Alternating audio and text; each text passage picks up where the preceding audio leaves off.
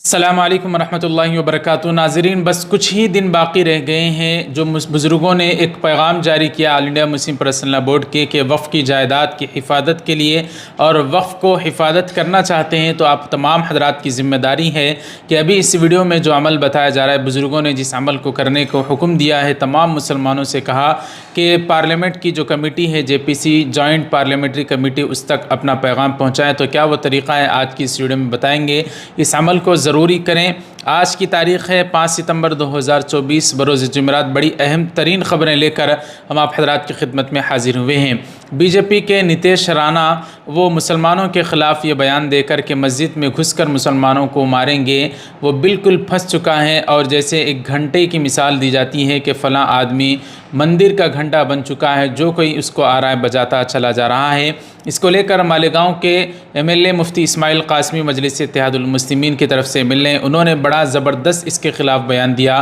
और ऐसे ही औरंगाबाद के MP हैं साबिक़ MP सैयद इम्तियाज़ जलील साहब, उनका भी बयान आया है। ओवैसी साहब आज पार्लियामेंट में पहुंच गए हैं। क्यों पहुंचे हैं, बड़ी अहम तरीन ख़बरें आज की आप हज़रात की खिदमत में लेकर हाजिर हैं। वीडियो शुरू करने से पहले आपसे गुजारिश है, वीडियो को अभी लाइक कर दें और शेयर करें। चैनल को अभी तक सब्सक्राइब नहीं किया तो ज़रूर सब्सक्राइब कर दें। हमारा मुल्क भारत इसराइल को हथियार भेज रहा है और वहाँ पर इसराइल जालिम, निहत्ते, कमज़ोर फ़लस्तीनियों पर जुल्म कर रहे हैं। हालांकि भारत का स्टैंड पहले ही से यही है कि वो फ़लस्तीन के हक़ में है और फ़लस्तीन की हिमायत करता है। वो चाहता है कि वहाँ अमन व अमान हो, वहाँ के लोगों को अच्छे तरीक़े से ज़िंदगी गुजारने का मौका दिया जाए। यहाँ से हथियार भेजे जा रहे थे, तो इस पर सुप्रीम कोर्ट में एक पिटीशन दाखिल की गई है। ओवैसी साहब ने इस खबर को शेयर करते हुए लिखा कि जब सुप्रीम कोर्ट में इस पर सुनवाई होगी और क्या फ़ैसला आएगा, क्या हथियार भेजने चाहिए या नहीं भेजने चाहिए, जो भी इस पर फ़ैसला आएगा हम आप हज़रात की खिदमत में रखेंगे। बहरहाल ये एक बड़ा अच्छा इक़दाम है, इस पर सुप्रीम कोर्ट क्या कहता है वो आप हज़रात की खिदमत में रखेंगे। नीतीश राणा ने जो मुसलमानों के ख़िलाफ़ जिसने बयान दिया, जिसने कहा था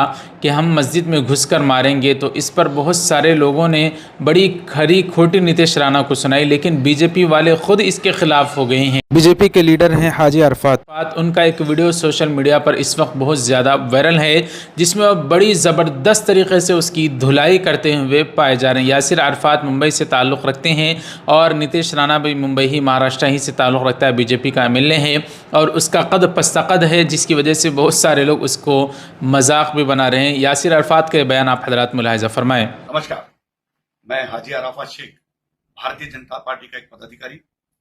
मैं महाराष्ट्र के मुख्यमंत्री जी एकनाथ शिंदे जी, महाराष्ट्र के उप मुख्यमंत्री हमारे नेता देवेंद्र फडणवीस जी से एक बात कहने के लिए मुखातिब हूं। मैं देवेंद्र जी आपसे पूछना चाहता हूं कि जिस तरीके से नीतीश राणे कुछ महीनों से मुस्लिम समाज के बारे में, मुस्लिम अल्पसंख्याकों के बारे में, अब तो हमारे पैगंबर के बारे में जिस तरीके से बातें करना शुरू की, कुछ दिनों पहले उन्होंने कहा नगर में कि मस्जिदों में घुस घुस के मारेंगे। अभी हम मस्जिदों में जब जाते हैं तो लोग हमारी तरफ देखते हैं कि हाजी अराफात शेख आ रहा है, भारतीय जनता पार्टी का एक पदाधिकारी आ रहा है, इसके पीछे नीतीश राणे तो नहीं आ रहा है। मस्जिद में घुसेंगे और मारेंगे। आइए, कौन से वक्त में आएंगे?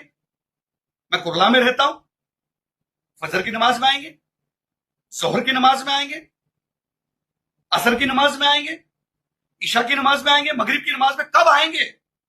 आइए, हम आपका फूलों से स्वागत करेंगे। आइए, हम आपको बताएंगे मुसलमान क्या होता है, मुसलमानों की तरबियत क्या होती है। कभी कोई मुसलमान मौलाना ने श्री राम के बारे में नहीं कहा कि राम जी की उम्र क्या थी और सीता जी की उम्र क्या थी, कब उनकी शादी हुई थी। ऐसा कभी किसी मुसलमान मौलाना ने कहा, क्योंकि हमारे धर्म ने कभी नहीं सिखाया किसी के भगवान का अपमान करो, किसी धर्म का अपमान करो। ये कौन सा हिंदुत्व की बातें कर रहे, किस तरीके की बातें कर रहे। जब वो बोल रहे थे तो मैं देख रहा था कि उनसे बड़ा माइक था, उनके पैजामे से बड़ी उनकी जबान चल रही थी। छोटे बुल्ली के बच्चे, आपको समझना पड़ेगा, बटले डेनी, आपकी बकरी ऐसी आवाज, और आप कहते हैं कि मैं हिंदुओं का गब्बर हूं। आप हिंदुओं के गब्बर नहीं, हिंदुओं के गोबर हो। गोबर भी बहुत बड़ी बात है, आप गू तो हो, आप गोबर नहीं गू हो। जिस तरीके की भाषा आप कर रहे हो, अगर गोबर भी बने होते तो अच्छा लगता कि कहीं तो कहीं आंगन में लिपने के काम में आते, लेकिन आप गू हो। आपकी बातें, आपकी जबान, आप जो जिस तरीके से बात कर रहे, तो आप गू जैसी बातें कर रहे। पूरा हिंदुस्तान का मुसलमान और हिंदुस्तान का हिंदू भी आपको इसके बाद बटला डेनी और छोटी बुल्ली का बच्चा कह के पुकारेगा। इस तरीके की भाषा ना। अरफात बीजेपी के लीडर ही हैं, मुसलमान हैं, अगरचे कि उन्होंने खुद इसके खिलाफ बयान दिया। अब मुफ्ती इस्माइल कासमी साहब मालेगांव के जो एमएलए साहब हैं, उन्होंने कहा कि नितेश राणा जैसे लोग सिर्फ बकवास कर सकते हैं, उसका अब्बा भी मस्जिद में घुसकर मुसलमानों को मारने की हिम्मत नहीं रख सकता। अगर तू मस्जिद में आएगा तो फिर आ जा, तेरे इरादे के साथ तू मस्जिद में आएगा, लेकिन तू जब मस्जिद में आ जाएगा तो तू वापस भी नहीं जा सकता। इस तरह से एक एमएलए होने के बावजूद मौलाना मुफ्ती इस्माइल कासमी साहब ने अपना हक़ अदा कर दिया। और यही होती है एक आज़ाद पार्टी से निस्बत होने की बड़ी ख़ास वजह, जिसको लेकर ओवैसी साहब बार बार कहते हैं कि जब तक तुम अपनी पार्टी के साथ चुनकर नहीं आओगे तो तुम्हें बोलने की आज़ादी भी नहीं दी जाएगी। ऐसे ही साबिक़ा एमएलए हैं मजलिस इत्तेहादुल मुस्लिमीन ही के, उन्होंने भी कल बयान देते हुए उसकी ज़बरदस्त तरीक़े से धुलाई की है। ओवैसी साहब ने इम्तियाज़ जलील के बारे में कहा कि जब तक वो मेरे साथ थे पार्लियामेंट में तो मैं और वो बोलते थे, लेकिन मैं अब अकेला हो गया हूँ, लेकिन अल्लाह तो मेरे साथ है। ओवैसी साहब ने इम्तियाज़ जलील साहब के बारे में कहा, यह मुख्तसर सा क्लिप मुलाहिज़ा फरमाएं। जालिमों ने पूरे मिलकर एक मर्द मुजाहिद इम्तियाज जलील को हरा दिया और महाराष्ट्र में, क्योंकि जानते थे अगर ये जीतेगा तो सदुद्दीन ओवैसी के साथ पार्लियामेंट में हमारी नींद हराम कर देगा। इस नितेश राणा के खिलाफ सैयद इम्तियाज़ जलील साहब का जो बयान है उन्होंने जो दिया है, वो आप हज़रात भी उनका ये बयान भी मुलाहिज़ा फरमाएं। कायदे से देश चलता है, महाराष्ट्र के अंदर कायदा है, कोई गुंडा राज नहीं चल रहा है।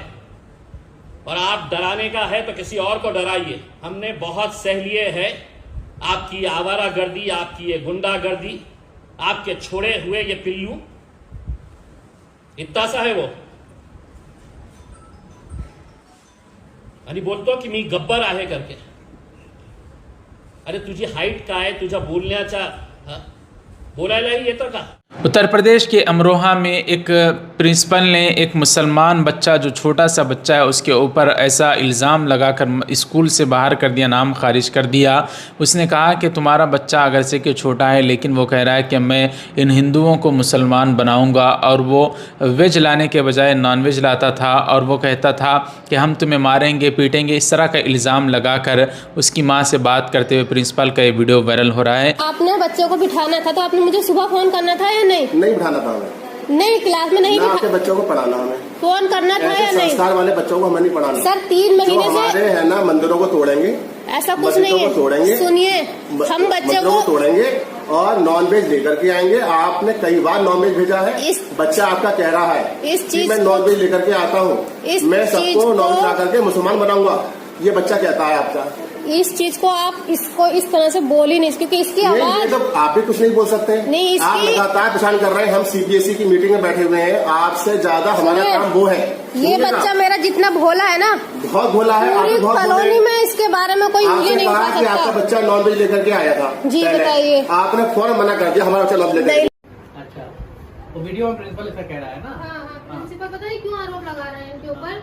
हमारे भी समझ में नहीं आ रही। 2 तारीख को बच्चा स्कूल गया, ठीक है, तो इनको नेशनल असेंबली तो हो गई थी, असेंबली के बाद इन्हें बुलाया, पहले पता नहीं मारा है, जो भी करा हो इन्होंने, इसकी वीडियो बनाई।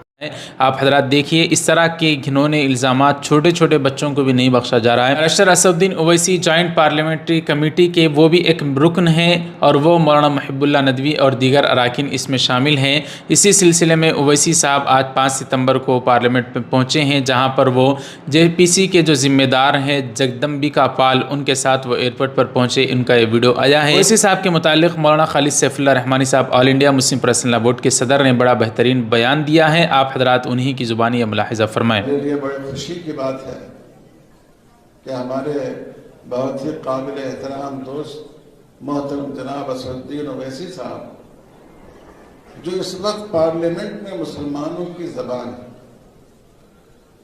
और मैं इनके सामने नहीं कह रहा हूँ, मैं पीछे में भी कहता हूँ, किसी खौफ के बगैर, किसी लालच और तमा के बगैर, और सिर्फ जज्बात में मुश्तइल होकर नहीं, दलील की कुव्वत के साथ जिस तरह ये अपनी बात पेश करते हैं, दिल से दुआ निकलती है। अल्लाह ताला उनके इक़बाल तरक्की अता फरमाए और इनसे मिल्लत की तर्जुमानी की ज़्यादा खिदमत ले और इनकी हिफाजत फरमाए।